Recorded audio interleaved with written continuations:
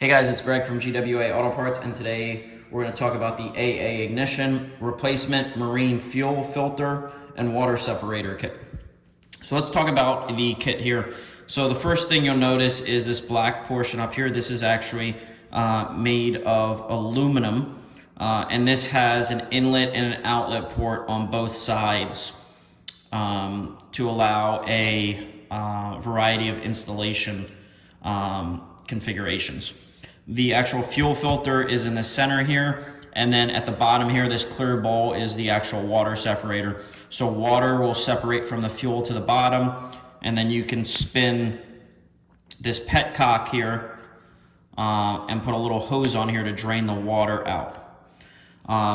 Now, there's two mounting holes up here.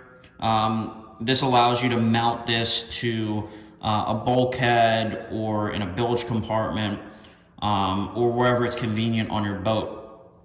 And you'll see the arrows here. So this is a fuel outlet and this is a fuel inlet, and you'll see the same thing on both sides. And the way this is designed is you could cap off, let's say, these two, and you could use the inlet, or excuse me, the outlet and the inlet on this side, or you could cap off this one. You could use the inlet over here and then cap this, and then use the outlet over here. And in order to do that, we actually include two barb fittings and two plugs. So you'll use a barb fitting on an inlet, a barb fitting on an outlet, and you'll block the other two ports. And we also include a roll of Teflon sealant tape.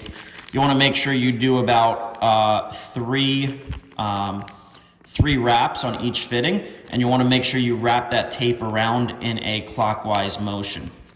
Now, like any of the parts we sell, if you have any questions about the part, whether it fits your specific application or any sort of installation questions, please feel free to reach out to us and we'll be glad to help.